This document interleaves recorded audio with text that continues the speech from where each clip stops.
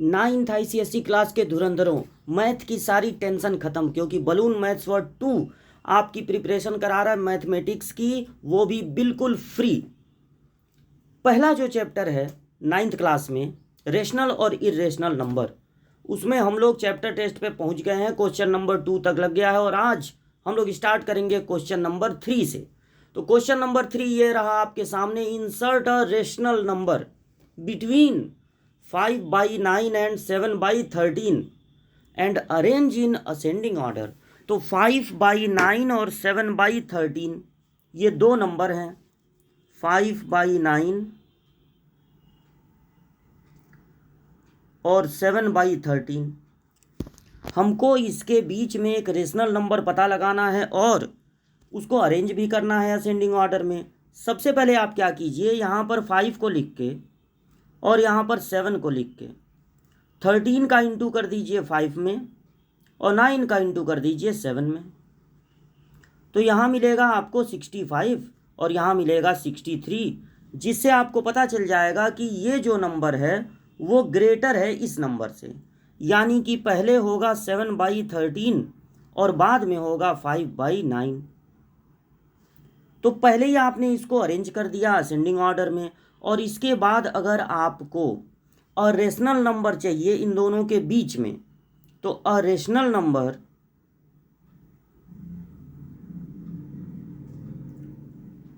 पता लगाने के लिए इन दोनों को ऐड करके अगर एक ही नंबर पता लगाना है तो तरीका ये है, आपको पहले बता चुके हैं कि दोनों को ऐड करके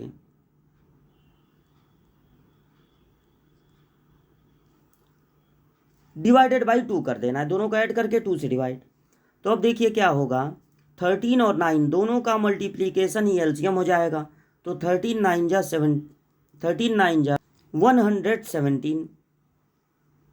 अब 9 से मल्टीप्लाई हो जाएगा 7 में तो ये होगा 63, और 13 से मल्टीप्लाई हो जाएगा 5 में तो ये होगा 65। और ये जो डिवाइडेड बाई 2 है, उस डिवाइड को जब आप मल्टीप्लाई में चेंज करेंगे तो ये 2 का रेसिप्रोकल हो जाएगा, यानी 2 हो जाएगा 1/2। दोनों को ऐड कर दीजिए, 5 और 3 8, 6 और 6 12, बाई 117 मल्टीप्लाई बाई 1/2, और फिर 2 से इसको कैंसिल कर दिया जाए, 6 और 4, 64/117। और जब आप इसको लिखेंगे असेंडिंग ऑर्डर में तो आप इसको इस तरह लिखेंगे, सबसे पहले 7/13 और इनके बीच का एक नंबर आपने फाइंड किया है 64/117, और तब बाद में आप लिख देंगे 5/9।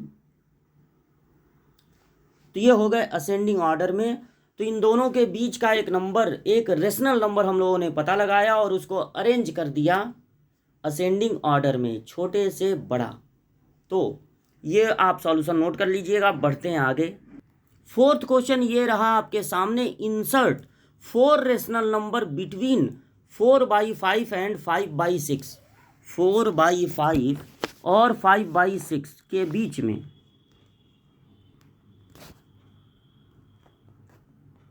अगर आपको 4 रेशनल नंबर चाहिए, सबसे पहले दोनों के डिनोमिनेटर को सेम कीजिए। तो एलसीएम जो होता है 5 और 6 का, दोनों का प्रोडक्ट ही एलसीएम होगा 30। दोनों के डिनोमिनेटर को बना देना है 30। तो 4/5 में न्यूमरेटर डिनोमिनेटर दोनों में आपको मल्टीप्लाई कर देना होगा 6 से, और फिर 6 को 30 बनाने के लिए 5 का मल्टीप्लाई करना है, तो जिस नंबर से डिनोमिनेटर में उसी नंबर से न्यूमरेटर में भी।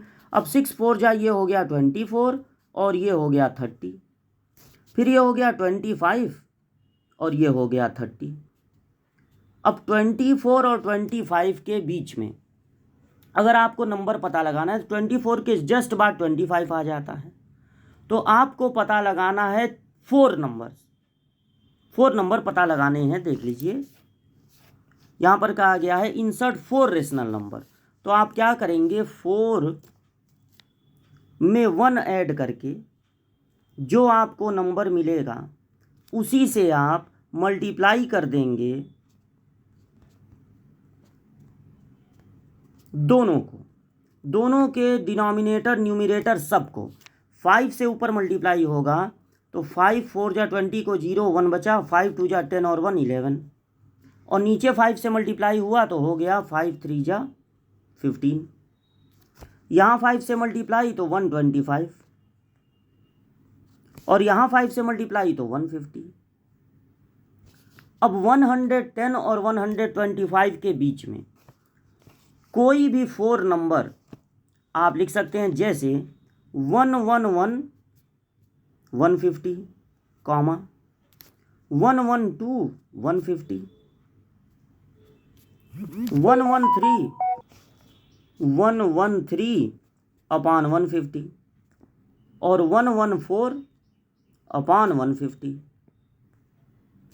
इसके बाद 115 अपॉन 150, 116 अपॉन 150। ये 110 और 125 के बीच में जितने भी नंबर आते हैं उनमें से कोई भी 4 नंबर आप यहाँ पर लिख सकते हैं, और जो यहाँ पर कैंसिल हो रहा है उसको आप कैंसिल कर सकते हैं। आपका आंसर और आपके फ्रेंड का आंसर अलग अलग होगा, कोई ज़रूरी नहीं है कि ये आंसर आपके बुक के आंसर से मैच करे। अब देखिए ये कैंसिल हो रहा है 2 से, तो आप कैंसिल कर दीजिए 111। अच्छा ये भी कैंसिल हो जाएगा क्योंकि 1113 से कैंसिल होगा, तो 3 3 जा 9, 3 7 जा 21, और नीचे आ गया 3 5 जा 15, कॉमा ये कैंसिल हो जाएगा 6 से तो नहीं कैंसिल होगा, दोनों 3 से कैंसिल नहीं हो रहा है ऊपर वाला, तो 2 से कर दीजिए, 2 5 जा 10, 2 6 जा 12, और ये हो गया 75। 113 ये नहीं कैंसिल होगा, 150, और ये 2 से कैंसिल होना दिख रहा है, और 114 3 से भी कैंसिल हो जाता है, यानी दोनों 6 से कैंसिल हो जाएंगे, तो 6 1 जा 6 बचा 5, 6 9 जा 54, और इसको 6 से कैंसिल करेंगे तो 6 2 जा 12, 6 5 जा 30। तो ये कुछ नंबर हैं, कोई ज़रूरी नहीं है कि बुक के आंसर से आपका ये आंसर मैच करे। बुक का आंसर भी सही है, ये भी सही है, तो नोट कर लीजिएगा इसको, पूरा सॉल्यूशन आपके सामने है। बढ़ते हैं आगे, question number 5। Prove that the reciprocal of N irrational number is irrational. जो इर्रेशनल नंबर होगा उसका रेसिप्रोकल होगा इर्रेशनल नंबर, ये बात आपको प्रूव करनी है। तो कोई ऐसा नंबर ले लीजिए जो इर्रेशनल है, let root x is irrational. अब इसका जो रेसिप्रोकल होगा वो होगा 1/√x। अब आपको ये प्रूव करना है कि अगर रूट एक्स इर्रेशनल नंबर है तो 1/√x भी इर्रेशनल नंबर होगा। तो आप सपोज कर लीजिए कि 1/√x इज रेशनल, ये तो इर्रेशनल है, ये पहले आप ले लिए कि इर्रेशनल है। आपको प्रूव करना है कि इसका रेसिप्रोकल भी इर्रेशनल होगा, लेकिन इसको प्रूव करने के लिए ये इर्रेशनल है, पहले आपको इसे सपोज कर लेना है कि ये रेशनल है।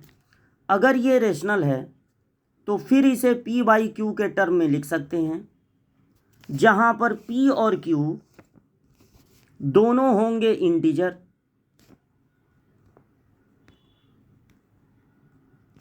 और p और q होंगे को प्राइम, इनमें कुछ कॉमन नहीं होगा,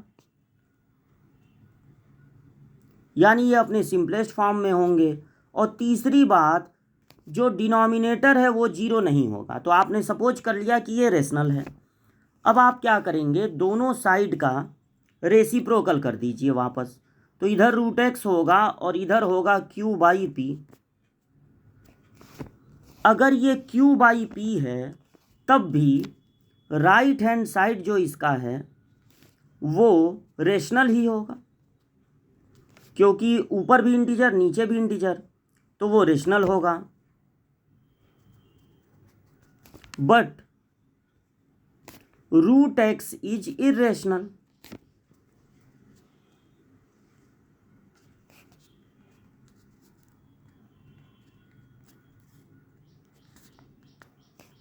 अब आपको ये बता देना है कि एक irrational number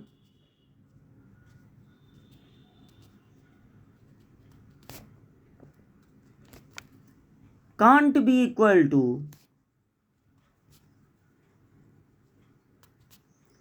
a rational number.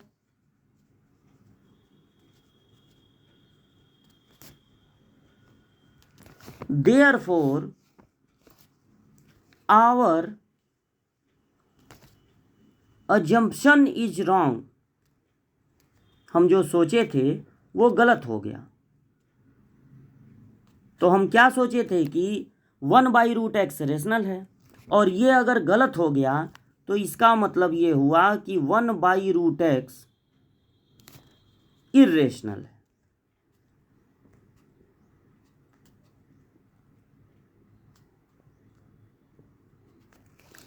ठीक है, तो इस तरह से आप प्रूव करेंगे कि अगर कोई रेशनल नंबर है तो उसका रेसिप्रोकल भी इर्रेशनल नंबर है, सॉरी, तो उसका रेसिप्रोकल भी एक इर्रेशनल नंबर ही होगा। अगर आपको प्रूव करना है कि 1/√x इर्रेशनल है तो पहले आप 1/√x को रेशनल सपोज कर लेंगे और फिर ये बता देंगे कि हमारी मानी गई बात गलत है। यही तरीका हम लोग अपनाए हैं बहुत सारे क्वेश्चनों को सॉल्व करने में। तो ये सॉल्यूशन आपके सामने है, वीडियो रोक के जूम करके इसको आप नोट कर लीजिएगा। बढ़ते हैं अगले क्वेश्चन की ओर। क्वेश्चन नंबर 6 ये रहा आपके सामने, prove that the following number are irrational. तो √8 है, √14 है और क्यूब रूट ऑफ 2 है, और आपको प्रूव करना है कि ये इर्रेशनल नंबर है। पिछले वीडियोज में √2, √3, √5 सबको प्रूव किया गया है इर्रेशनल नंबर।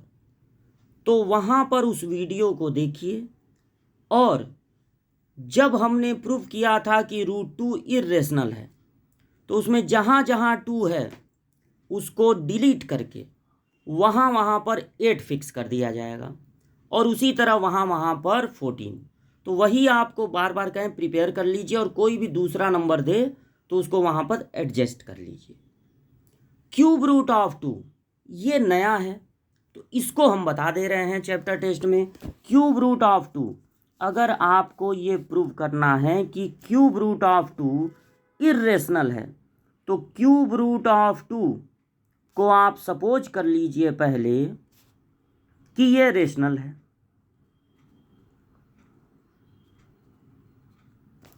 अब अगर क्यूब रूट ऑफ 2 है रेशनल तो क्यूब रूट ऑफ 2 को आप लिख सकते हैं p/q के फॉर्म में, और इसकी तीनों प्रॉपर्टी आप बता दीजिएगा। p और q इंटीजर हैं, p और q को प्राइम है, इनमें कुछ कॉमन नहीं है, और q is not equal to 0 है। अब चूंकि यहाँ पर क्यूब रूट है, यहाँ पर क्यूब रूट है, इसलिए आपको क्या करना है, क्यूबिंग बोथ साइड।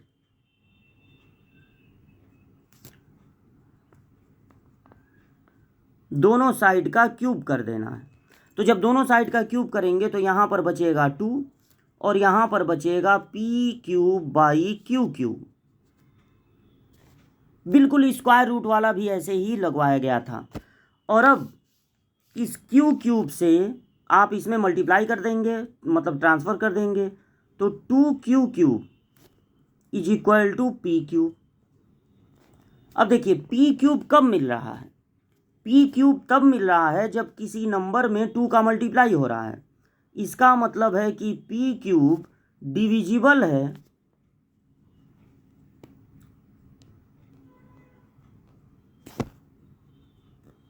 टू से। तो अगर किसी नंबर का क्यूब डिविजिबल है 2 से तो वो नंबर भी डिविजिबल होगा 2 से। तो p is also divisible by 2। ये आपका स्टेटमेंट नंबर 1 हो गया। अब अगर p³ p जो है वो 2 से डिविजिबल है तो एक बार फिर सपोज करना पड़ेगा कि p है 2 का कोई मल्टीपल। तो आपने सपोज कर लिया 2 के, p को सपोज कर लिया 2 के। अब इस इक्वेशन 1 में आप p की वैल्यू 2 के सब्स्टिट्यूट कर देंगे, तो 2q³ इक्वल होगा 2k का whole cube. 2q cube equal होगा 8k क्यूब, और 2 से 8 को जब कैंसिल करेंगे तो q क्यूब इक्वल टू आएगा 4k क्यूब। इसमें से आपको 2 को अलग कर लेना है तो बचेगा 2k क्यूब। अब q क्यूब कब मिल रहा है? q क्यूब तब मिल रहा है जब किसी नंबर में 2 से मल्टीप्लाई हो रहा है, यानी q क्यूब डिविजिबल है 2 से। तो अगर q क्यूब डिविजिबल है 2 से तो q is also divisible by 2। ये हो गया हमारा स्टेटमेंट नंबर 2। अब देखिए, यहाँ से हम लोगों ने स्टार्टिंग की थी कि सबसे पहले क्यूब रूट को हम लोगों ने सपोज कर लिया था कि वो रेशनल है। दूसरी बात, अगर ये रेशनल है तो p बाई क्यू के फॉर्म में होगा। अब दोनों साइड का क्यूब कर देंगे। p क्यूब कब मिल रहा है? जब किसी नंबर में 2 से मल्टीप्लाई हो रहा है। तो q क्यूब अगर डिविजिबल है 2 से तो p भी डिविजिबल होगा 2 से। Statement number 1। अब p अगर डिविजिबल है 2 से तो p को सपोज कर लेंगे 2 का कोई मल्टीपल यानी 2k, और इस इक्वेशन नंबर 1 में p की जगह हम लोग रख देंगे 2k, तो आएगा 8k क्यूब। 2 से 8 कैंसिल हो जाएगा। हमें 2 से डिविजिबिलिटी देखनी है तो हम इसमें से 2 को अलग कर लेंगे, तो 2 इंटू 2k क्यूब। अब q क्यूब कब मिल रहा है? जब किसी नंबर में 2 से मल्टीप्लाई हो रहा है, यानी कि q क्यूब 2 से डिविजिबल है तो q भी 2 से डिविजिबल होगा। और अब स्टेटमेंट नंबर 1 और स्टेटमेंट नंबर 2 ये बता रहे हैं from statement number 2, from statement number 1 and 2,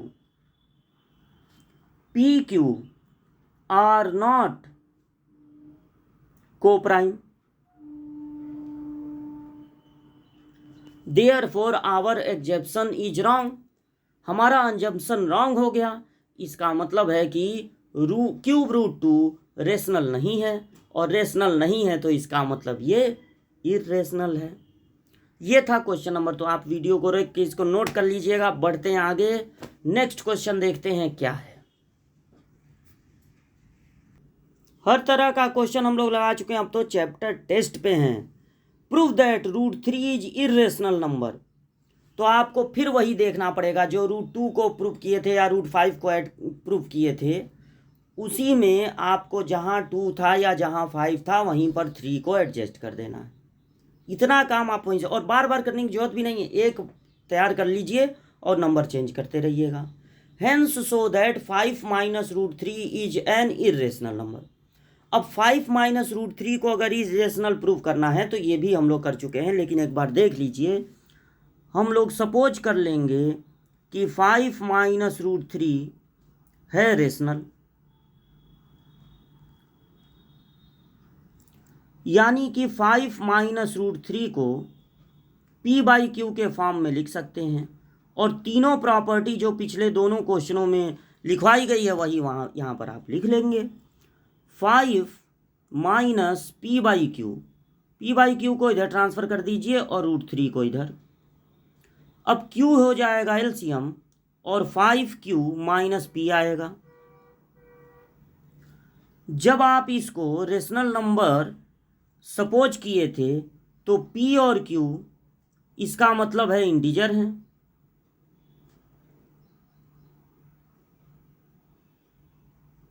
तो 5q माइनस p भी इंटीजर होगा। अगर किसी इंटीजर में 5 से मल्टीप्लाई कर देंगे तो वो नॉन इंटीजर थोड़ी ना हो जाएगा, और अगर उसमें किसी इंटीजर को माइनस कर देंगे तब भी वो इंटीजर ही रहेगा। तो ये ऊपर इंटीजर है और q तो इंटीजर है ही। इसका मतलब है कि 5q minus p by Q एक रेशनल नंबर है, जबकि इधर जो राइट हैंड साइड में है वो है इरेशनल।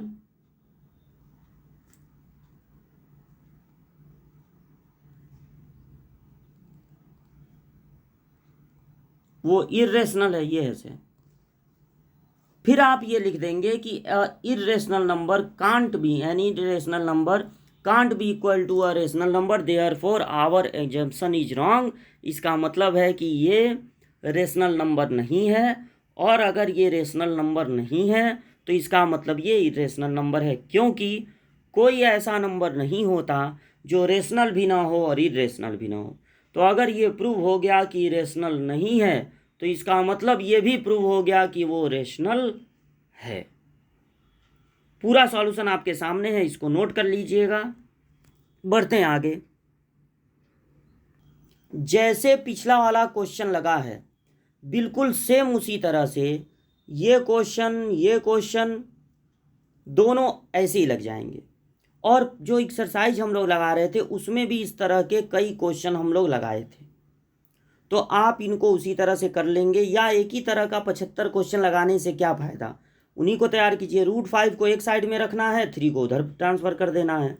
इसमें 15 के पास बुला लेंगे P/Q को, और 2√7 को दूसरे साइड में ट्रांसफ़र कर देंगे, फिर 2 को ट्रांसफ़र कर देंगे। और यही बस बता देना है कि इधर रेशनल है और इधर इरेशनल है, इसलिए ये दोनों इक्वल नहीं हो सकते। बिल्कुल उसी तरह जैसे 7th क्वेश्चन लगा है और एक्सरसाइज के क्वेश्चन लगे थे।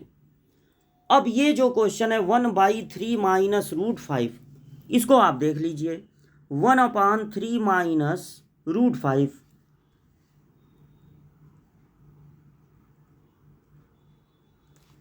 इसे अगर आपको प्रूव करना है कि ये इरेशनल है, तो जब आप इसको रेशनल सपोज करेंगे तो P/Q लिख देंगे। अब दोनों साइड रेसिप्रोकल कर देंगे तो ये हो जाएगा Q/P। अब 3 के पास बिल्कुल पिछले वाले क्वेश्चन की तरह अब ये लग जाएगा, और √5 को इधर ट्रांसफ़र कर देंगे, क्योंकि वो माइनस में है तो ट्रांसफ़र कर दीजिए दूसरे साइड में। यहाँ पर P LCM हो जाएगा और बचेगा 3P - Q। अब आपको पिछले क्वेश्चन की तरह यही लिख देना है कि P और Q इंटीजर हैं, तो फिर 3P - Q भी इंटीजर होगा, यानी ऊपर भी इंटीजर नीचे भी इंटीजर, ये रेशनल होगा। और जबकि ये इरेशनल है, इसका मतलब है कि हमारा एजम्पशन जो है वो रॉन्ग है, क्योंकि एक रेशनल नंबर कभी इरेशनल नंबर की इक्वल नहीं हो सकता। और इस तरह से हमारी मानी गई बात गलत हो जाएगी और प्रूव हो जाएगा कि ये रेशनल नहीं है, और अगर ये रेशनल नहीं है तो ये हो जाएगा इरेशनल। तो हम लोग पहुंच गए हैं क्वेश्चन नंबर 8 तक हम लोगों ने लगा लिया इस वीडियो में। अब चूंकि चैप्टर टेस्ट चल रहा है, बहुत दिनों से ये चैप्टर चल रहा है, आप भी बहुत बार देखने से तो जो अलग टाइप के क्वेश्चन हैं वो फुल्ली सॉल्व करा रहे हैं और बाकी क्वेश्चन आपको समझा दे रहे हैं।